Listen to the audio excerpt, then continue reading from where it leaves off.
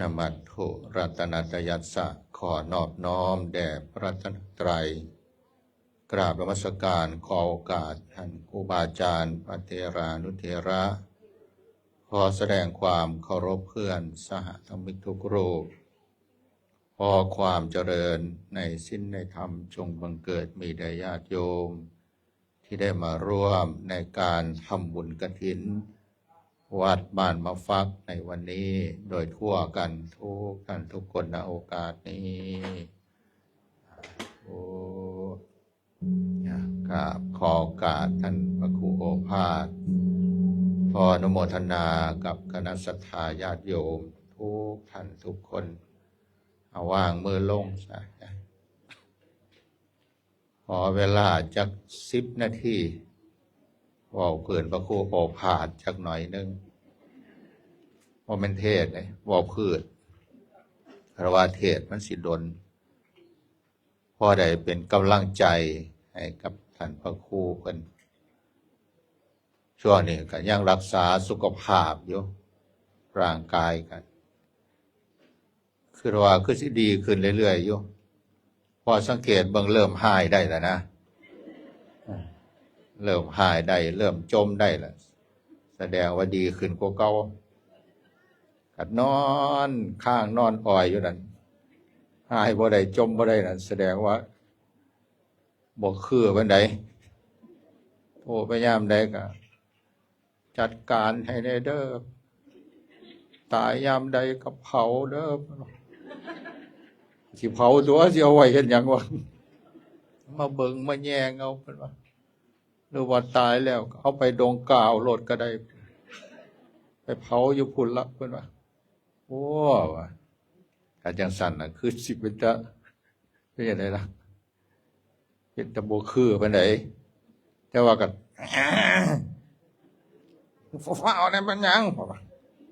มันทันใจกูบ่ว่าเฮ็ดหยังแล้วมันก็กะบ่ว่าใจกูหายนะบ่ว่าคันจังซี่ล่ะคือสิบ่เป็นตาตายง่ายแต่ว่าก็บ่แน่เด้อบางคนว่าหายจนตายก็มีได้จักสิว่าจะได้เนาะบางเทื่อมันก็ธรรมดาคนเฮาแต่ว่าจังได๋ก็แล้วแต่ก็เป็นห่วงเพิ่นนั่นล่ะเป็นห่วงเพิ่นถือว่าเป็นหมู่เป็นพวกกันเจ็บไข้ได้ป่วยก็เบิ่งแย่งกันไปจนเขาจนแก่จนตายพุ่นล่ะแต่ว่าก็ดีใจว่าเพิ่นฟื้นคืนมาได้ยังได้มาได้ให้เห็นหน้าอยู่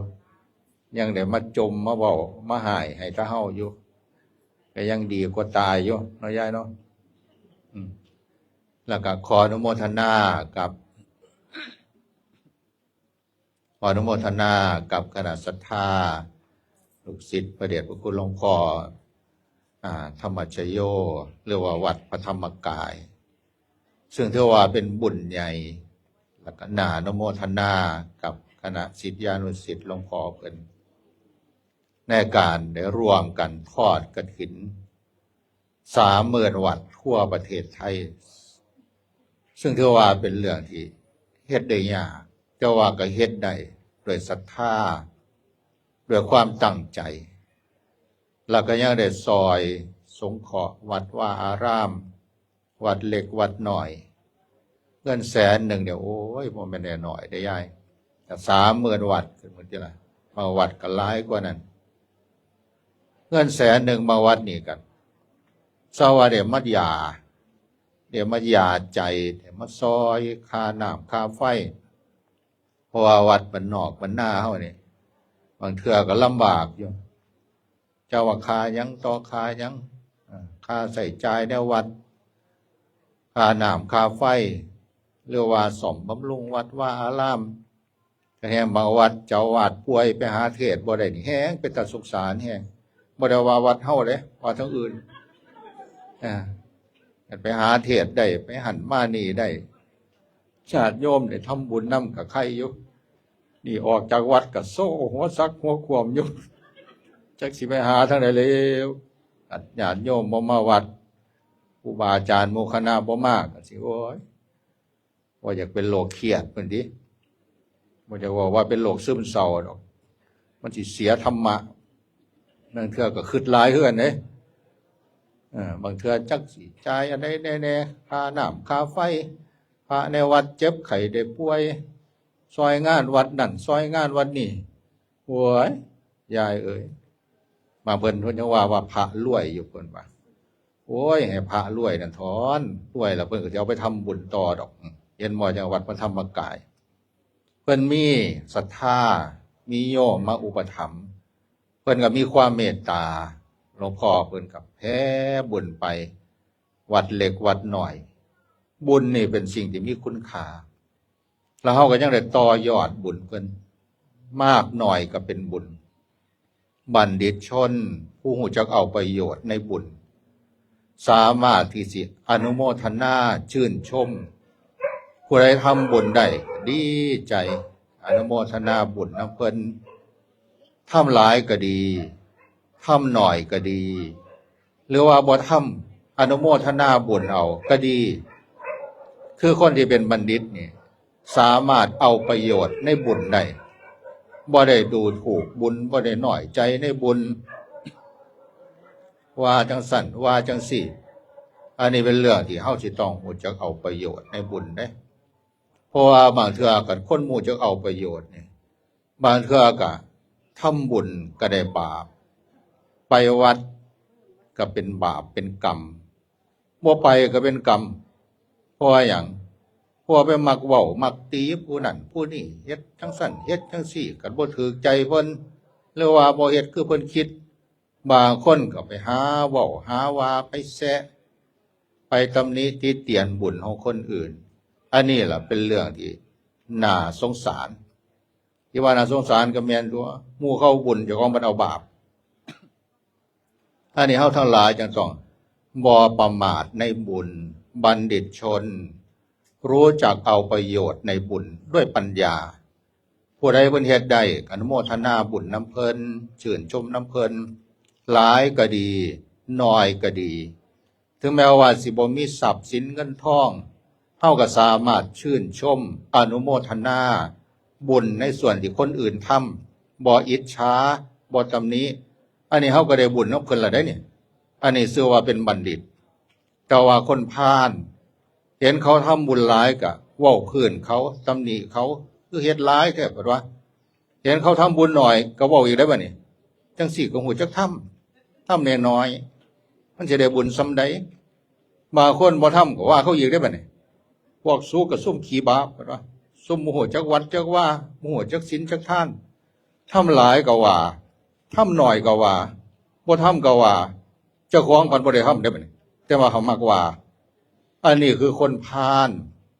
บ่ได้ทำนำเพิ่นก็บ่ฮู้จักเอาบุญนำเพิ่นยังตำหนิบุญเพิ่นเฮาก็เลยสิบ่ได้บุญนำเพิ่นเผลอๆสิได้บาปซ้ำเพราะหยัง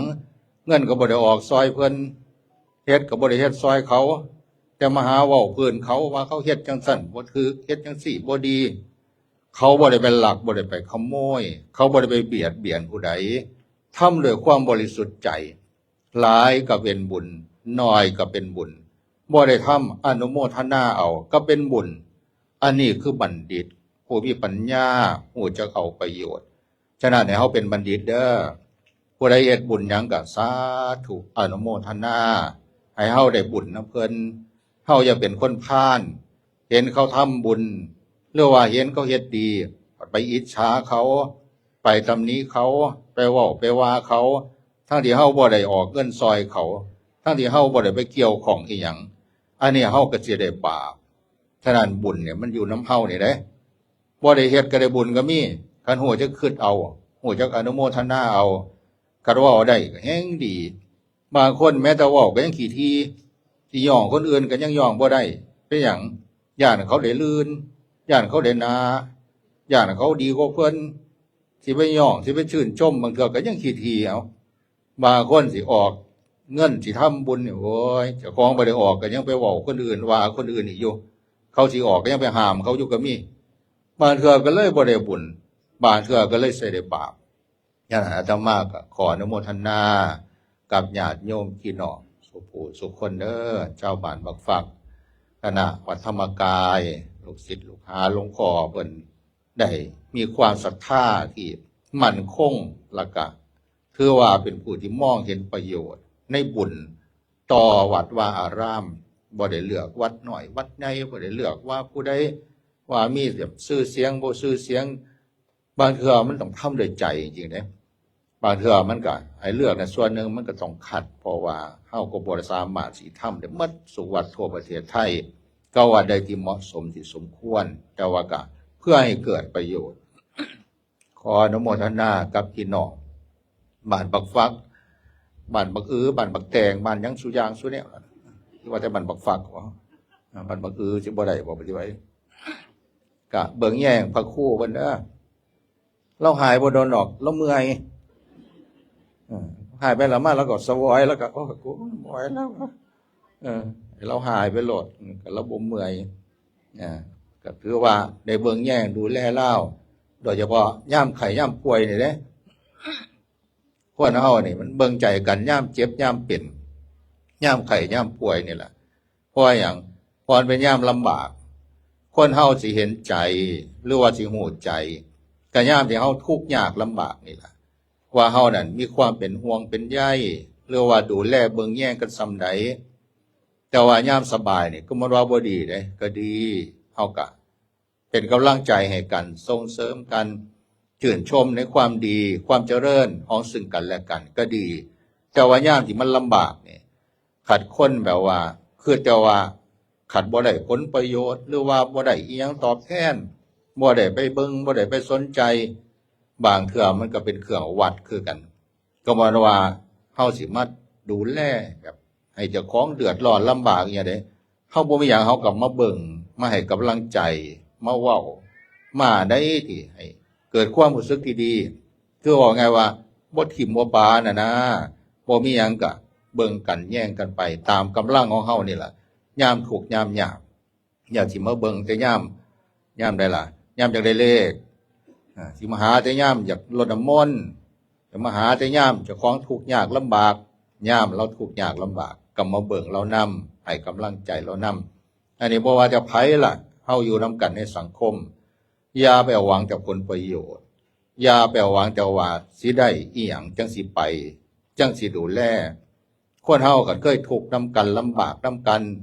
บางเทื่อการให้กำลังใจกันนี่มันเป็นสิ่งสำคัญบ่แม่นยามทุกข์บ่แม่นพี่น้องยามรวยแล้วโอ้ยพี่น้องกูตัวโอ้ยหัวจักกับกูดีคือกันฮักกันแพงกันบัดยามทุกข์ยามยากโอ้ยกูบ่ฮู้จักดอกฮู้จักก็ฮู้จักไปจังซั่นละโอ้ยกูบ่อยากเว้าคืนดอกบัดว่ากูบ่อยากเว้าดอกบัดว่าบัดยามทุกข์ยามยากยามลำบากล่ะแนวบ่ดีคนมาเมิดบัดยามรวยย่องเอาฮู้จักกันดีเป็นพี่เป็นน้องบัดยามทุกข์ยามยากยามลำบากแล้วโอ้ยกูบ่อยากเว้าดอกกูฮู้จักดีเป็นจังซั่นจังซี่บ่ดีบ่งามว่าไปเมิดอันนี้บางเทื่อก็เป็นเรื่องที่เฮาสิต้องให้กำลังใจกันในการเป็นอยู่รวมกันยามทุกข์ยากยามเจ็บป่วยนั่นคือว่าเป็นยามที่เฮาสิต้องให้กำลังใจกันเบิ่งแย่งกันเด้อฝากพี่น้องบ้านปักฝากเบิ่งแย่งกันพระครูเพิ่นก็ขออ้างอิงอำนาจบุญกุศลคุณงามความดีที่เฮาได้สร้างได้ทำได้เป็นเครื่องเกื้อหนุนส่งเสริมอำนวยผลดลบันดาลให้เฮามั่นคงในพระรัตนตรัยไผสิเว้าไผสิว่าอันใดจังใดก็แล้วแต่เรื่องบ่ดีบ่งามอันนั้นไม่เป็นเรื่องของเขาอย่าเอาความเสื่อมของคนอื่นมาทำลายความศรัทธาในจิตในใจเฮาอย่าเอาความชั่วของคนอื่นมาทำลายความดีที่เฮาสิเฮ็ดสิท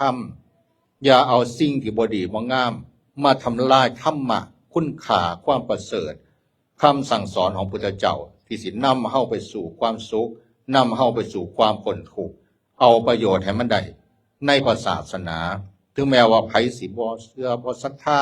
ไผสิเป็นจังได๋ก็เรื่องของเขาเพราะว่าตัวเฮานี่เฮาต้องเอาประโยชน์จากพระศาสนาจากพระรัตนตรัยขอความเจริญงอกงามในศีลในธรรมในคุณงามความดีในพระศาสนาจงบังเกิดมีแก่เฮาทั้งหลายให้ยิ่งขึ้นไปโดยทั่วกันทุกท่านทุกคนด้วยเถิด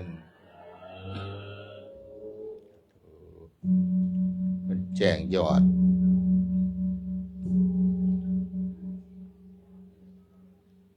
ยอดกฐินบ่ครับยอดร่วมโดยผู้ทั้งเป็นทางการมันแม่นอยู่บ่เนี่ยเฉพาะของธรรมของอาจารย์กับของธรรมกายนี่ก็200,000 กว่าแล้วตัวนี้อย่างยอดเนี่ยยอดต้นเงินแม่นบ่111,766 บาทตัวนี้สงสัยเป็นยอดต้นเงินโอ้ยอดต้นเงินกับชาวบ้าน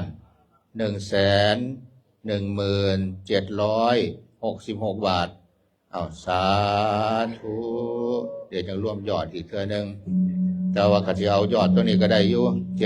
766จำไว้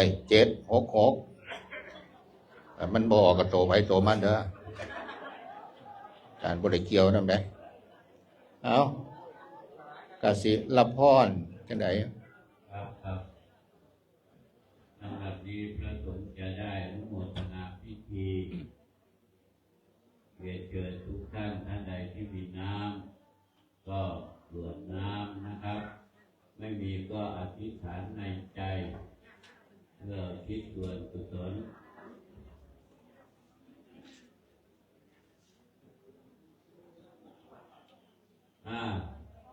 อาจารย์พดุงเกียรติ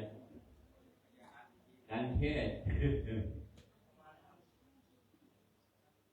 ลุงต้องยนต์พระทยกเป็นตัวแทนพี่น้องถวาย